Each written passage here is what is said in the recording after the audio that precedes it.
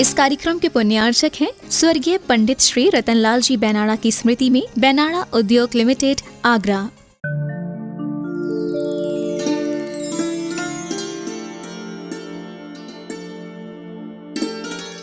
सो तुमने सुनाया, सुन लिया इसने, यह धार्मिक मथन है माँ। चेतन की इस सृजनशीलता का भान किसे है? चेतन की इस द्रवणशीलता का ज्ञान किसे है?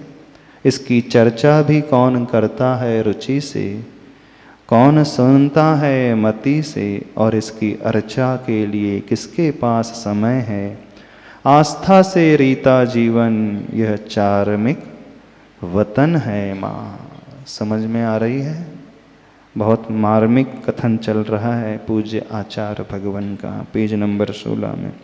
वाह, धन्यवाद बेटा, मेरे आशय मेरे भाव भीतर तुम तक उतर गए।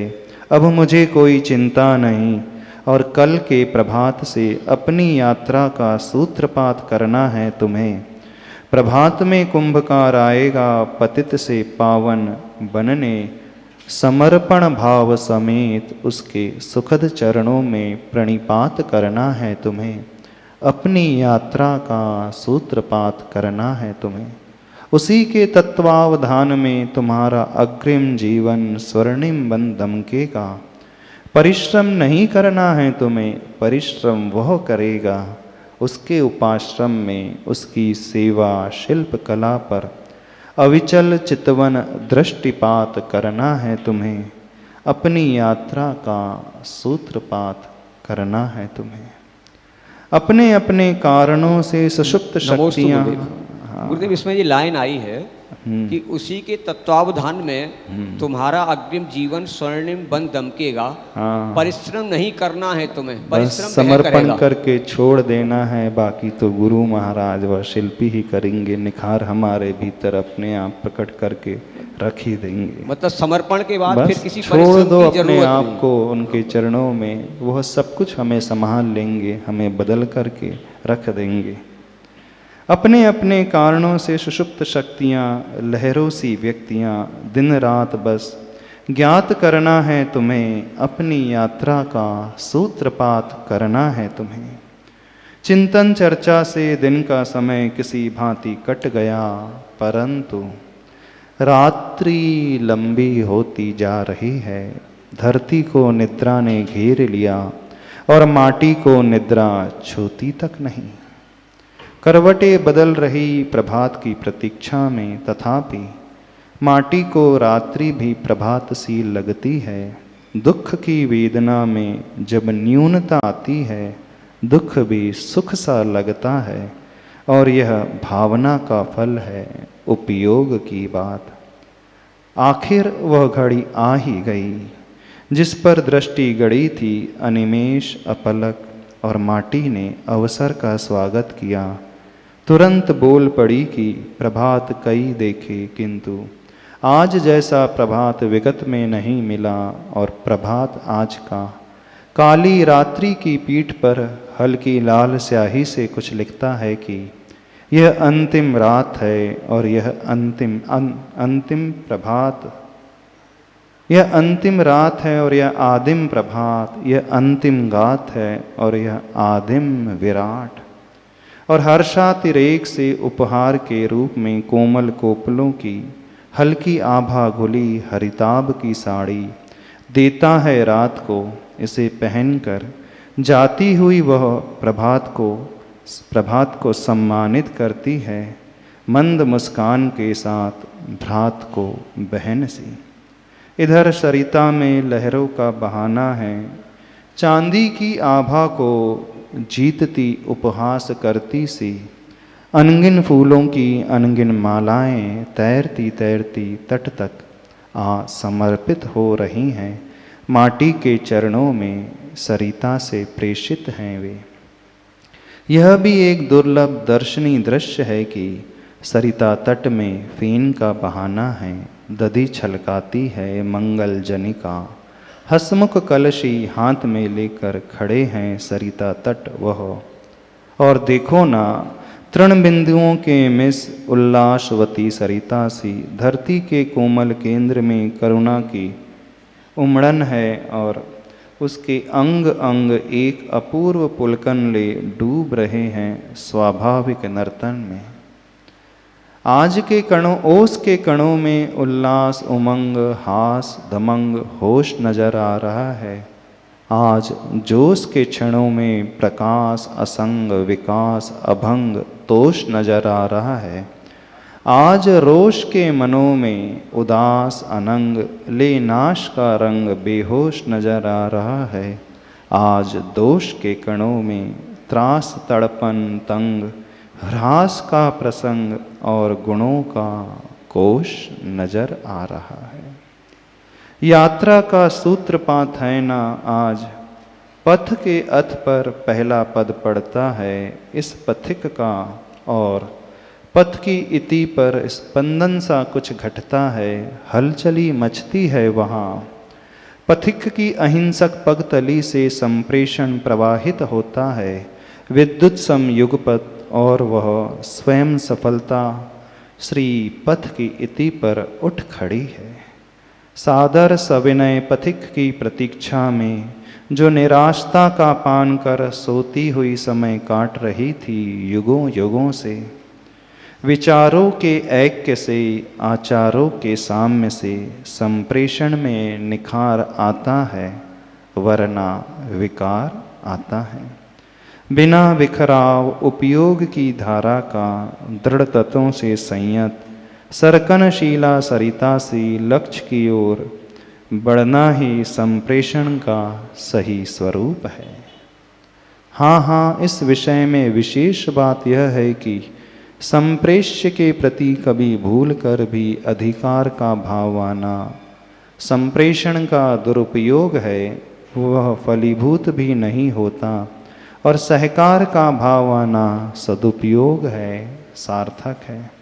संप्रेषण वह खाद है जिससे कि सद्भावों का पौध पुष्ट संपुष्ट होता है, उल्लास पाता है, जिससे कि तत्वों का बोध तुष्ट संतुष्ट होता है, प्रकाश पाता है।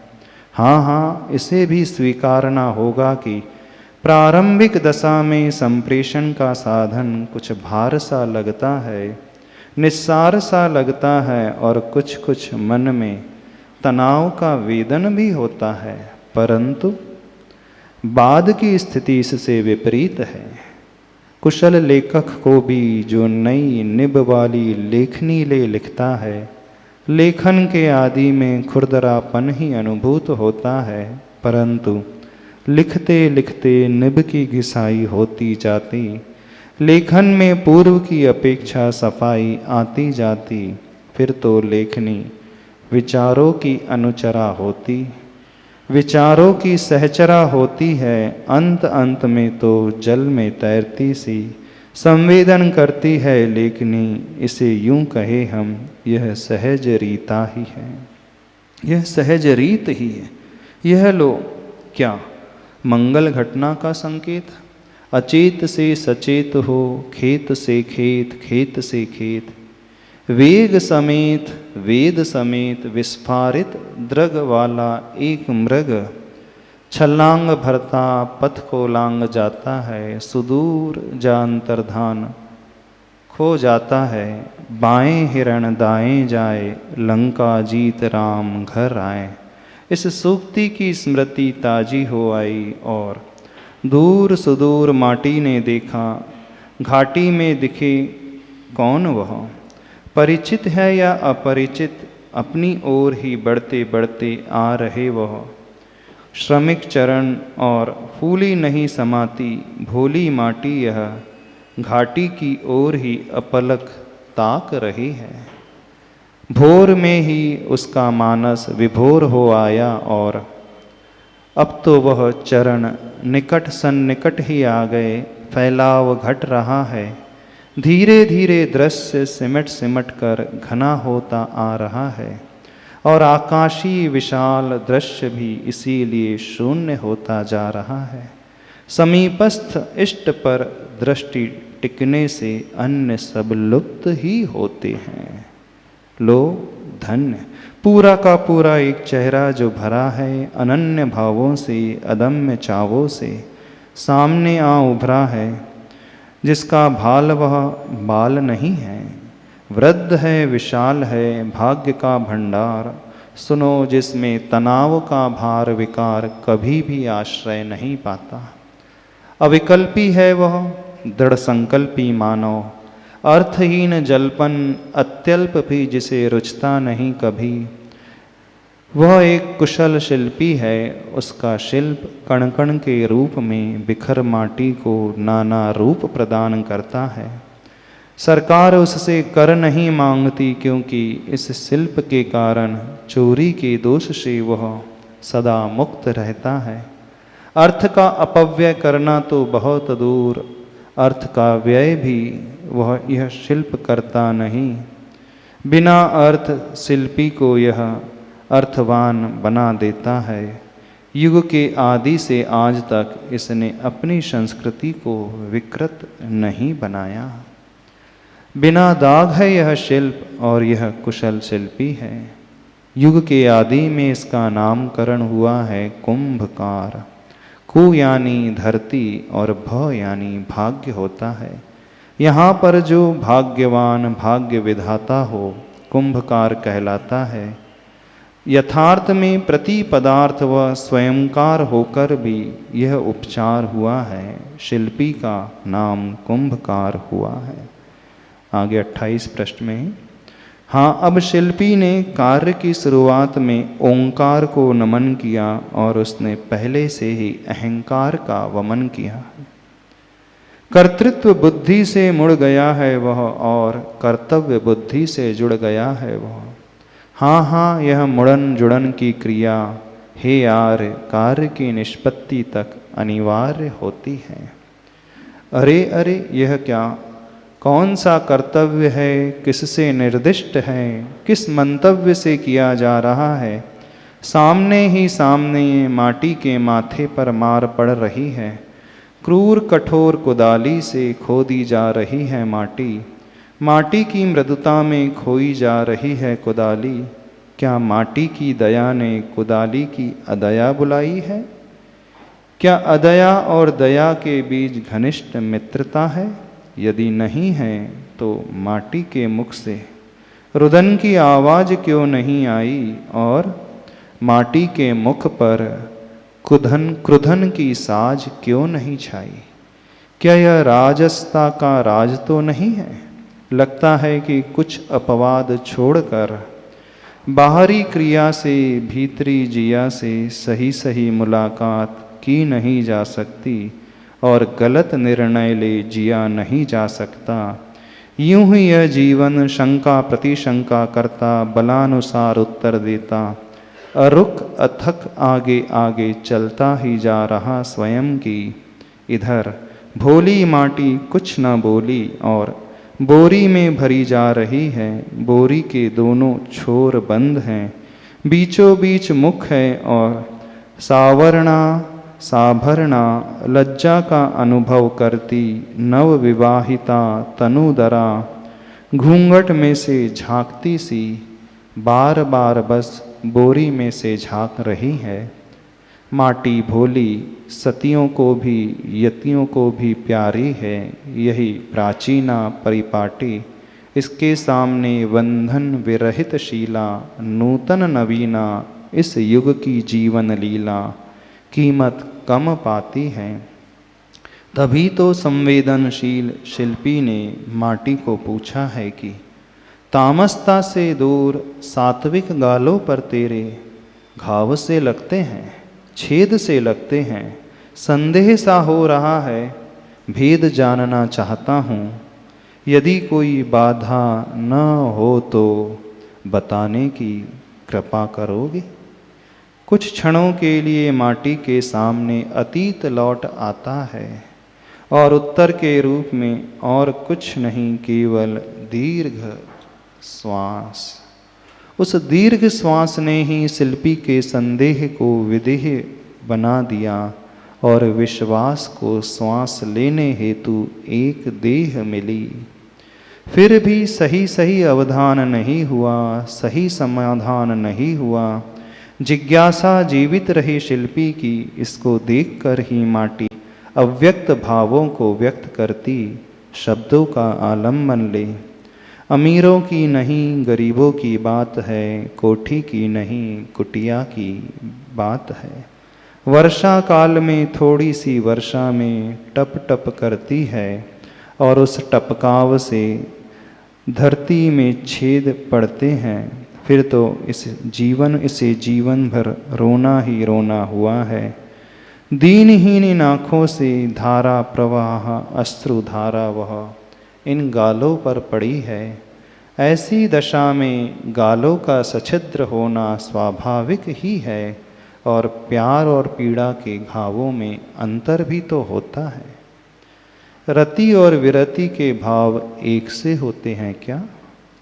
माटी का इतिहास माटी के मुख से सुन शिल्पी सहज कह उठा कि वास्तविक जीवन यही है, सात्विक जीवन यही है, धन्य।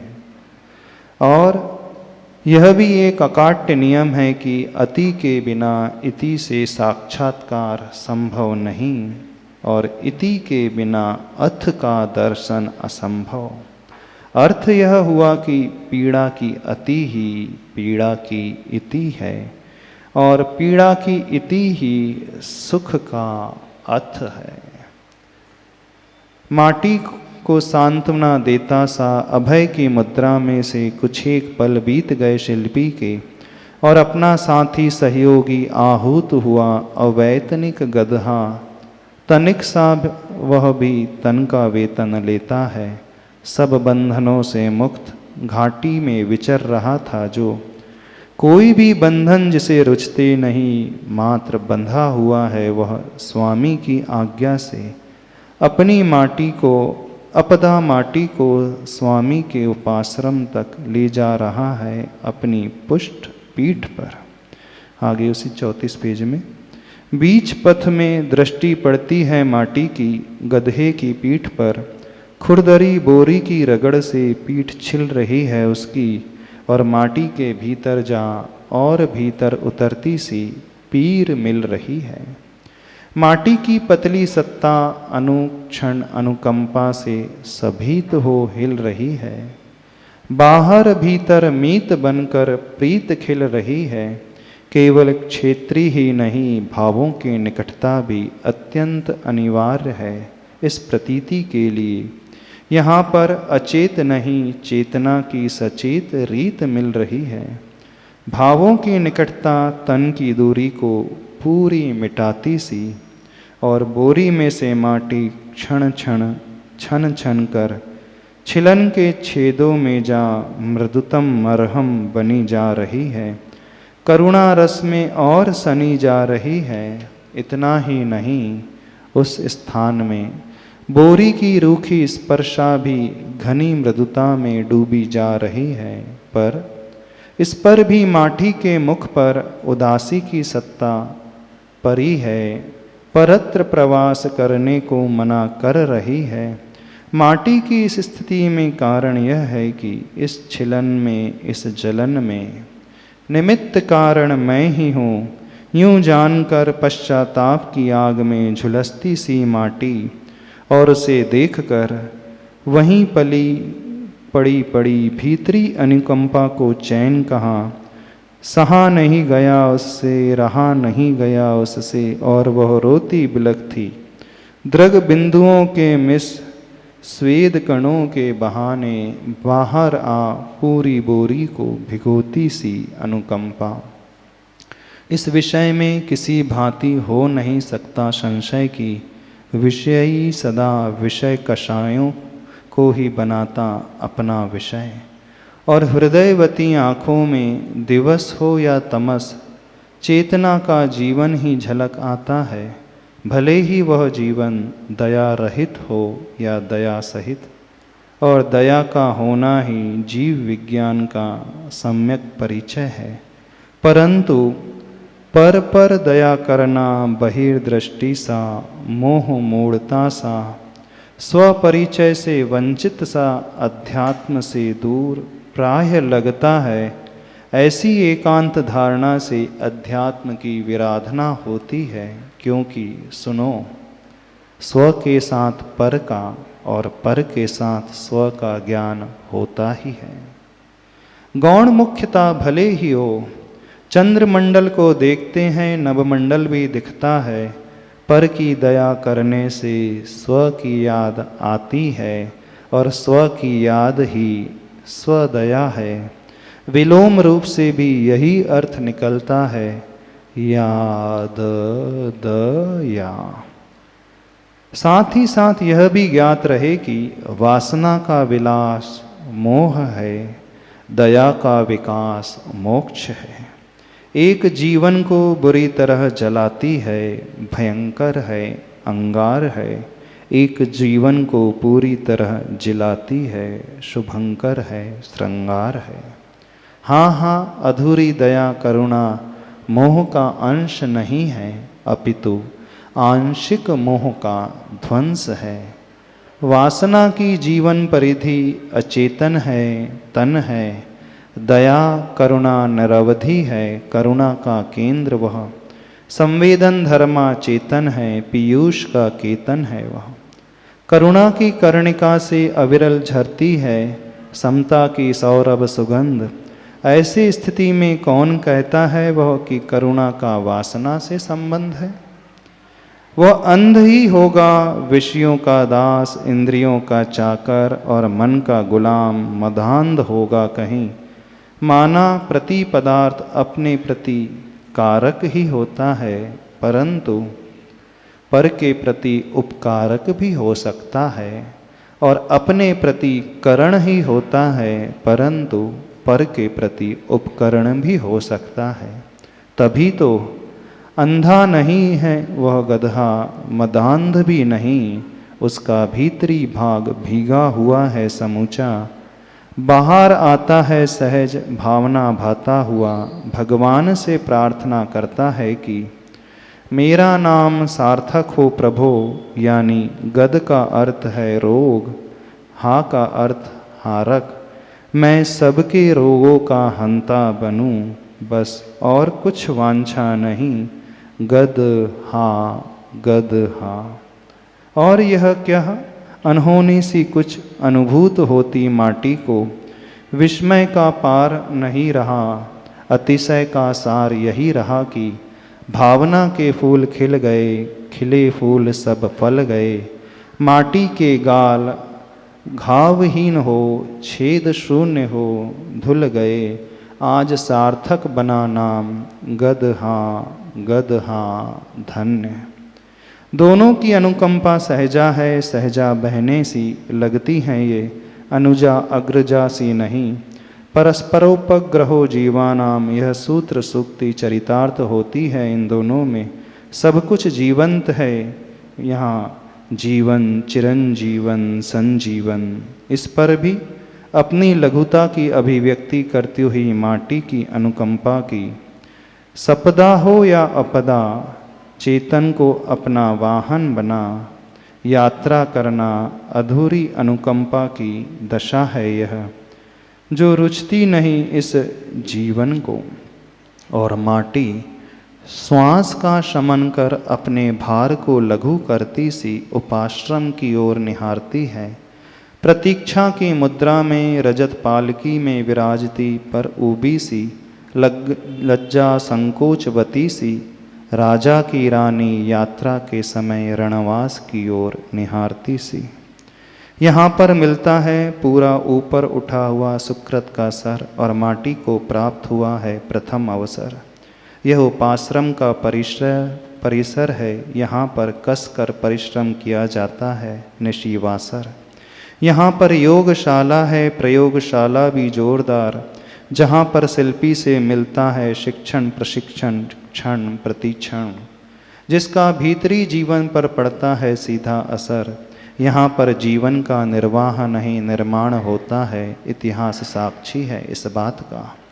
अधोमुखी जीवन ऊर्ध्वमुखी हो उन्नत बनता है, हारा हुआ भी बेसहारा जीवन सहारा देने वाला बनता है।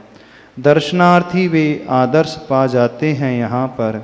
इतिहास संबंधिनी सदियों से उलझी समस्याएं सहज सुलझती जाती हैं क्षण भर की इस संगति से, और अयाचित होकर भी सरल सरस संस्कृति के संस्कारार्थी वे परामर्श पा जाते हैं यहाँ पर। असी और मशी को भी, कृषि और ऋषि को भी कुछ ऐसे सूत्र मिलते हैं, निस्वार्थी भी वे आर्ष पा जाते हैं यहाँ पर। आगे पेज नंबर 44 में, लो अब उपाश्रम में उतारी गई माटी की तुरंत बारीक तार वाली चालनी लाई गई और माटी छानी जा रही है। स्वयं शिल्पी चालनी का चालक है। वह अपनी दयावती आँखों से नीचे उतरी निरी माटी का दर्श करता है, भाव सहित हो। शुभ हाथों से खरी माटी का परस करता है, चाव सहित हो, और तन से मन से हर्ष करता है, घाव रहित हो। अनायास फिर वचन विलास होता है उसके मुख से कि ऋजुता की यही परम दशा है और मृदुता की यह चरम दशा है। धन्य माटी का संशोधन हुआ, माटी को संबोधन हुआ, परंतु निष्कासित कंकरों में समुचित सा अनुभूत संक्रोधन हुआ।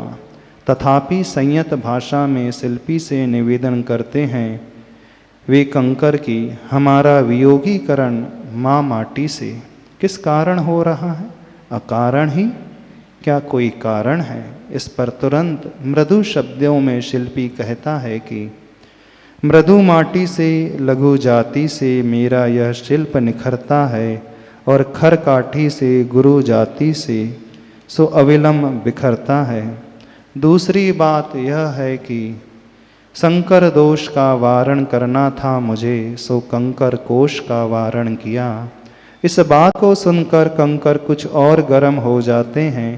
कंकरों के अधरों में विशेष स्पंदन है और वचनों में पूर्व की अपेक्षा उष्णता का अभिव्यंजन है। गात की हो या जात की एक ही बात है, हम में और माटी में समता सदृशता है। विसदृशता तो दिखती नहीं, तुम्हें दिखती है क्या शिल्पी जी? तुम्हारी आँखों की शल्य चिकित्सा हुई है क्या?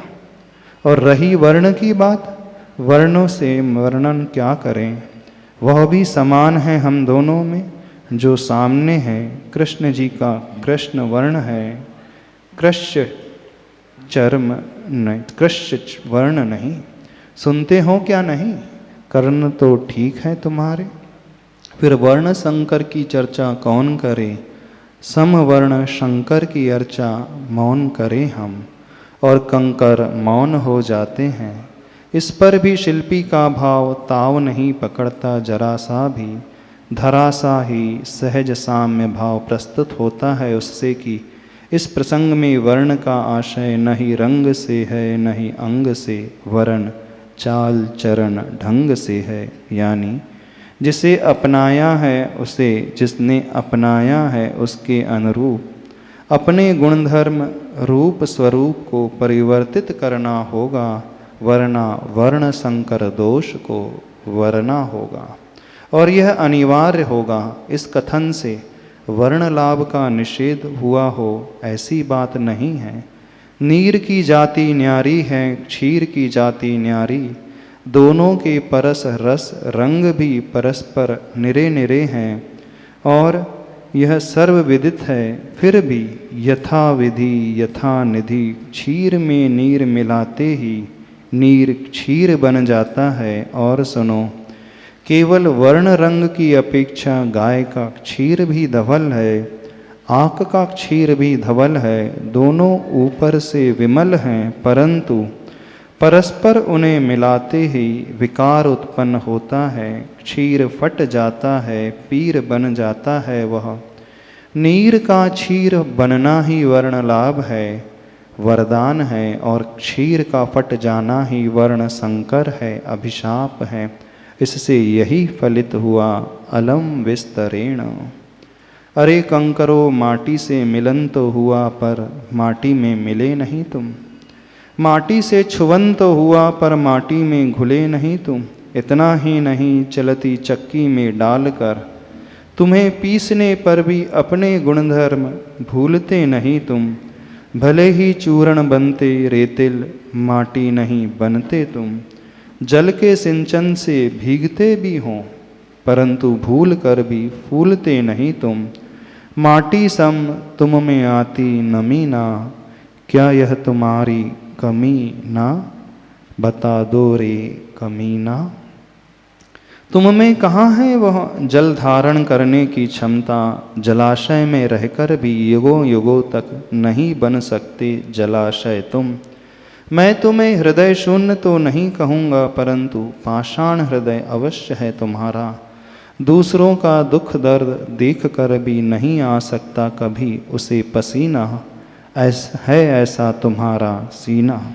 फिर भी ऋषि संतों का सदा सदुपदेश सदादेश हमें यही मिला कि पापी से नहीं पर पाप से, पंकज से नहीं पर पंक से घृणा करो। अई आर नर से नारायण बनो, समयोचित कर कार्य।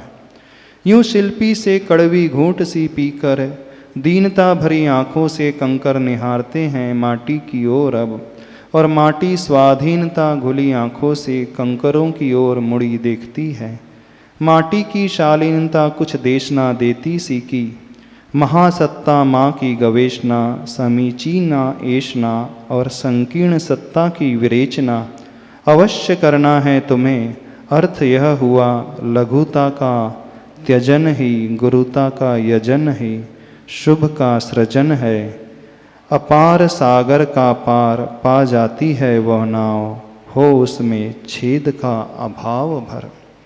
फिर भी कभी कभी वह नाव घबराती है, और वह घबराहट न ही जल से है न ही जल के गहराव से, परंतु जल की तरल सत्ता के विभाव से, जो जल की गहराई को छोड़कर जल की लहराई में आकर तैरता हुआ सा अध डूबा हिम का खंड है, मान का मापदंड।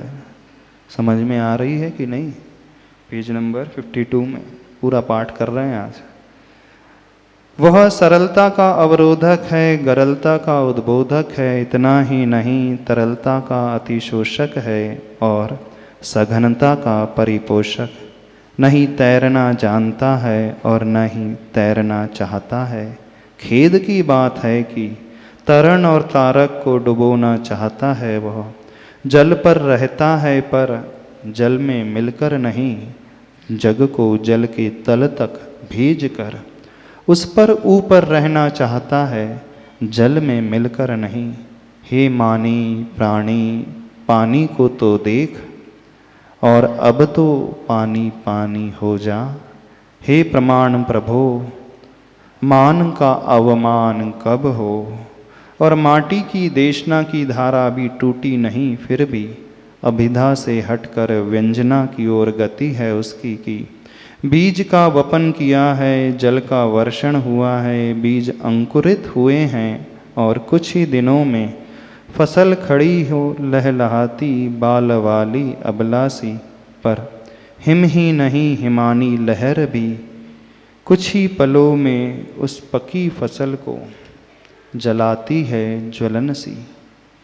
जल जीवन देता है, हिम जीवन लेता है, स्वभाव और विभाव में यही अंतर है। यही संतों का कहना है जो जग जीवन वेदता है। इससे यही फलित होता है कि भले ही हिम की बाहरी त्वचा शीतशीला हो, परंतु भीतर से हिम में शीतलता नहीं रही, अब उसमें ज्वलनशीलता उदित हुई है अवश्य। अन्यथा जिसे प्यास लगी हो, जिसका कंठ सूख रहा हो और जिससे जिसकी आंखें जल रही हों, वह जल्दी से जल्दी इन पीड़ाओं की मुक्ति के लिए हिम की डली खा लेता है, परंतु उल्टी कसकर प्यास बढ़ती क्यों, नाक से नाकी क्यों निकलती है। यही तो विभाव की सफलता है और स्वभाव भाव की विकलता। इतने होने पर भी सागरी जल सत्ता माँ महासत्ता हिमखंड को डुबोती नहीं, इसमें क्या राज है।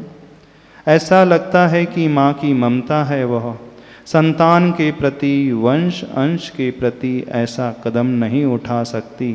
कभी भूल कर भी सब कुछ कष्ट भार अपने ऊपर ही उठा लेती है और भीतर ही भीतर चुप्पी बिठा लेती है। माना पृथकवाद का आविर्माण होना मान का ही फलदान है। साथ ही साथ यह बात भी नकारी नहीं जा सकती कि मान का अत्यंत बौना होना मान का अवमान सा लगता है, परंतु किंतु भावी बहुमान हेतु वह मान का बोना यानी वपन भी हो सकता है। यूं बीच में ही कंकरों की ओर से व्यंगात्मक तरंग आई और संग की संगति से अछूती माटी के अंग को ही नहीं सीधी जाकर अंतरंग को भी छूती है। वह कंकरों की तरंग कि तुरंत ही नहीं धृष्टता हुई भूल क्षम्य हो माँ। यह प्रसंग आपके विषय में घटित नहीं होता और कंकरों का दल रो पड़ा। फिर प्रार्थना के रूप में ओ मानातीत मार्दव मूर्ति माटी माँ, एक मंत्र दो इसे जिससे कि यह हीरा बने और खरा बने कंचन सा। कंकरों की प्रार्थना सुनकर माटी की मुस्कान मुखरित होती कि संयम की राह चलो, राही बनना ही तो हीरा बनना है। स्वयं राही शब्द ही विलोम रूप से कह रहा है राही हीरा। और इतना कठोर बनना होगा कि तन और मन को तप की आग में तपा तपा कर जला जला कर राख करना होगा। यतना घोर करना होगा, तभी कहीं चेतन आत्मा खरा उतरेगा। खरा शब्द भी स्वयं विलोम रूप से कह रहा है राख बने बिना खरा दर्शन कहाँ, राख खरा। और आशीष के हाथ उठाती सी माटी की मुद्रा उदार समुद्रा। Page number 57। आज माटी को बस फुलाना है पात्र से, परंतु अनुपात से। उसमें जल मिलाकर उसे घुलाना है। आज माटी को बस फुलाना है। क्रमशः कम कम कर बीते क्षणों को, पुराने पनों को बस भुलाना है। आज माटी को बस फुलाना है और उन कणों में क्षण क्षणों में नव नूतनपन बस बुलाना है। आज माटी को बस फुलाना है। इसी कार्य हेतु प्रांगण में कूप है। कूप पर खड़ा है कुंभकार। कर में थी बाल्टी भंवर कड़ीदार और उसे नीचे रखता है और उलझी रस्सी को सुलझा रहा है। झट सी वह सुलझती भी, पर सुलझाते समय रस्सी के बीचों बीच एक गांठ आ पड़ी। कसी गांठ है वह, खोलना अनिवार्य है उसे। और आयाम प्रारंभ हुआ शिल्पी का। हाथ के दोनों अंगुष्ठों में, दोनों तर्जनियों में पूरी शक्ति को लाकर केंद्रित करता है वह।